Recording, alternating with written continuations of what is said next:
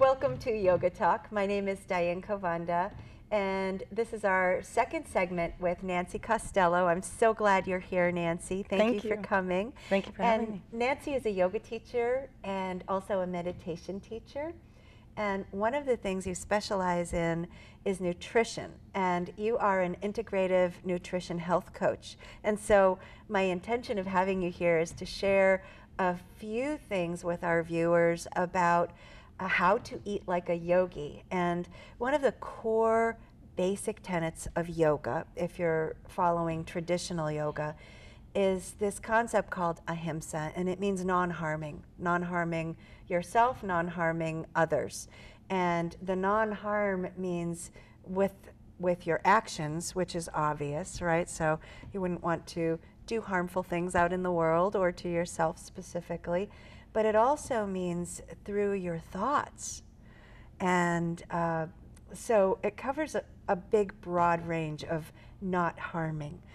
So bringing that into tips and some information about nutrition, can you tell us a little bit about your viewpoint of eating from this viewpoint of ahimsa, non-harming? Absolutely.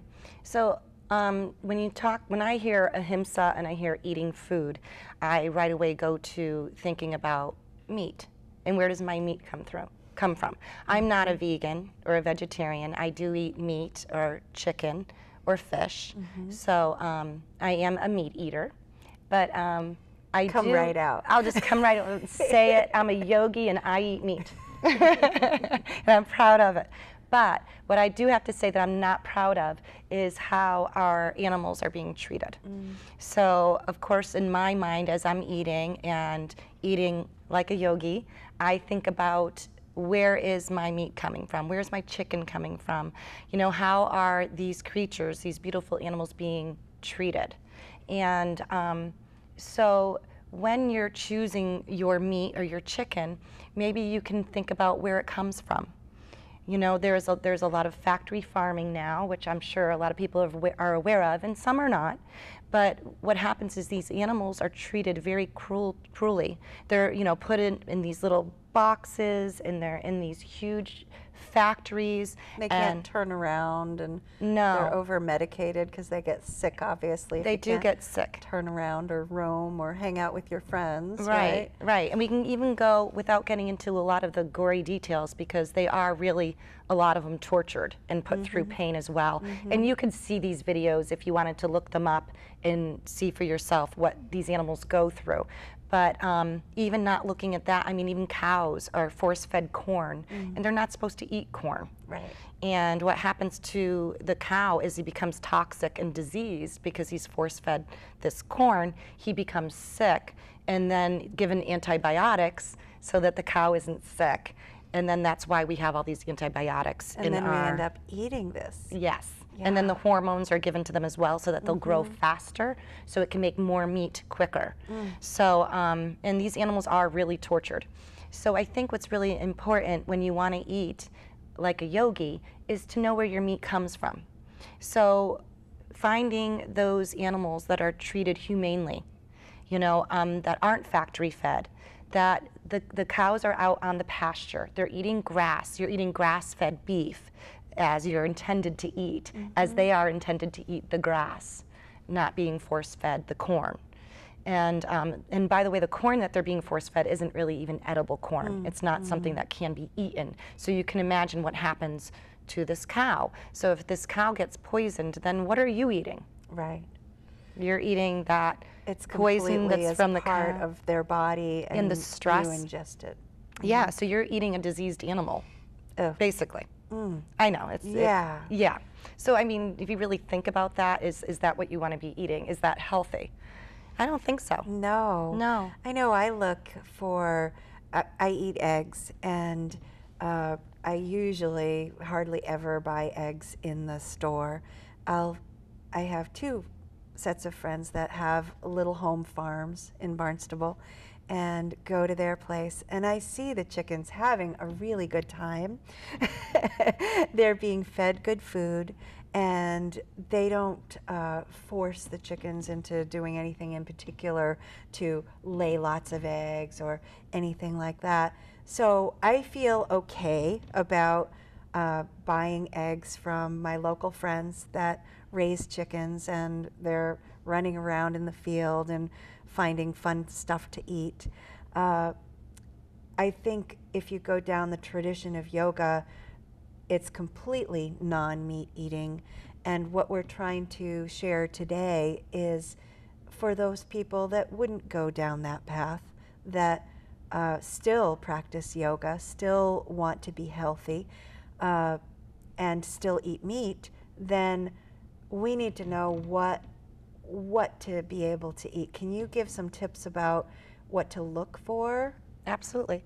So your eggs that you eat, that's great, because I call those happy eggs. Yeah, Yeah. they are. Yeah. And they're a totally different flavor and Yes. a different color. Right. So you're eating happy eggs. So that right there is ahimsa, because Yeah. those chickens are happy and the eggs are healthy. And people who do eat eggs, I do encourage you to eat a higher quality egg. So what you want to eat is you want to eat an egg that says not only organic, it says cage free, and it also says humane certified. And those are the eggs I eat. If I get eggs from a grocery store, it has to say those things for me, because I want Humane certified. Yep, or certified humane. Actually, it's opposite, certified humane. And those are the eggs I'll buy from a grocery store. Right. Because I want happy eggs too. So if you can't get to your local farmer, or you don't have friends that raise eggs, you can buy a high quality happy egg at the grocery store. So I think that that's really important when eating eggs. And then if you do eat meat, or chicken or fish, I also believe that you should look for that same high integrity when you're getting your meats. Sometimes, and I do believe on Cape Cod even, you can get your beef from a farm where it's raised and humane and eating grass, and you can get beef there. I don't know exactly where, but you can go online. I'm sure you can find it, and get your beef that way if you eat beef. There's things called cooperatives where you get together with a few friends Yes. and order things way bulk. ahead of time and in bulk, and it's pretty neat. Yeah, absolutely, you could do that. And then also with your chicken, just the same thing. Make sure it's the best quality chicken you can get, local, and that they're taking care of their animals. It's not factory farmed. And you are going to pay a little bit more for it, and this is a big topic. Whenever I talk to people about eating this way or eating organic, everyone says, well, but it costs so much more, I can't afford it. And it's true. For a lot of people, you cannot afford it. But what I do want to say about the meats and the chicken and the fish, in this country, we consume way more than we need to be eating. And right there is a thought. So if you eat less, Go a little bit more moderate. You Yes. don't have to have it at every meal. no. I come from a family, I was originally raised in Prague in the Czech Republic, and our one a week meal was some kind of animal, right? And as a child, I just never got into that, so I'd hide it. You know, they'd make me eat it, and I'd chew it, and I'd put it under the table or something.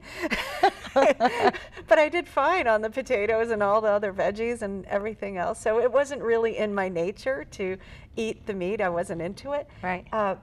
One thing I wanted to share was that I was in the health food store yesterday looking at meat substitutes, and I bought these burgers that are made out of, I don't know, soy or vegetable protein. And I had the best burger yesterday.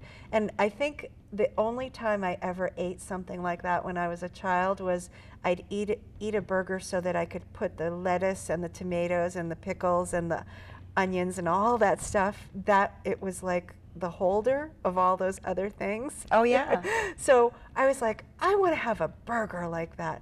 And this thing was so juicy and delicious, and it was all vegetables. Yep. So I had that for dinner last night, and it felt very barbecue-y. Absolutely. And I know, even though I did say I am a meat eater. I eat very little. So let me just be clear on that. I do eat mostly plant-based. So I'll go to my friends' cookouts and I'll bring my organic veggie burgers with me. We'll throw them on the grill, and same thing. I'll dress it up like you do. I don't miss the meat. Right, it's a carrier for all the other stuff. Exactly. I don't miss it, and I still have it on a bun, and I'm just as happy. Right. You know, and actually I'm happier because I don't want to. Well, if my friends see this, I'm sorry, but they already know. I don't want to go to their homes and eat the beef because the quality too, and and where it came from, how it was treated. It doesn't. I can't. So I just go with my veggie burgers now, and I think I'm happy. in the yoga philosophy, there, what I've read and studied and heard is that the energy that whatever this being went through. So if it was terrified and tortured, and you're actually eating somebody's terror. Yep. And I don't want to be part of that. No. So it's about really doing the awareness and looking into what are you eating. Absolutely. So important. So important. So important.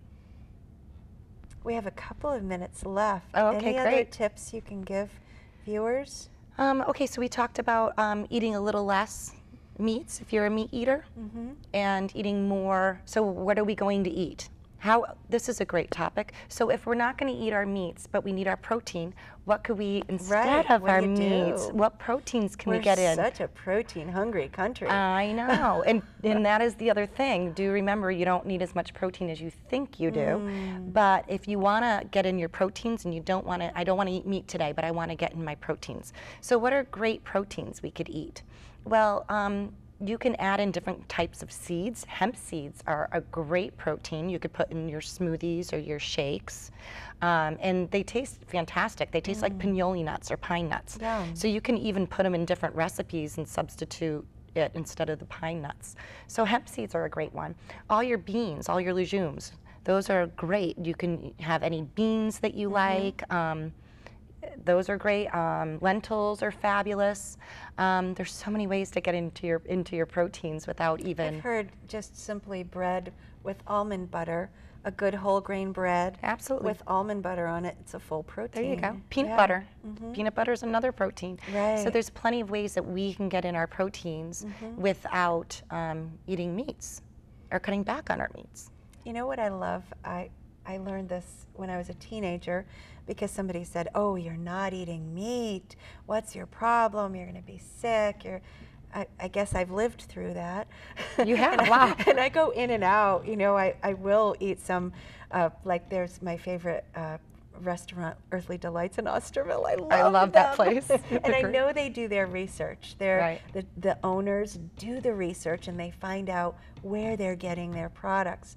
But one of the things I found out really early on was that a complete protein is a plant with a root and a stalk and a leaf. So sprouts are a complete protein. How cool is that? That's very cool. That's very cool. So I put sprouts on everything. There you go. There's just so many ways to add in protein, and you really don't have to eat your meat. You don't need a ton of it. No. If you like it, it doesn't mean you can never have it. But when you do have it, get the higher quality happy meat. You know, like the happy eggs. And then you're going to pay more, but you're not going to be eating it as much, and you're going to be healthier because, you know, high cholesterol, you know, that comes from eating too much meat as well. Right. So you'll just be healthier anyway. Thank you. You're welcome. I really appreciate all the tips. It's a great education, Nancy. There's so many tips. It's just like you can never fit them all in. I know. And I try to get in as many as I can. We need a few hours. Yeah, right. Exactly. And I know you're a health coach, a nutrition coach, so if anybody wanted to track you down, we'll put the information at the end of the show, and they can get a private session with you. Absolutely. Yeah. Thank you. Thank you, Diane.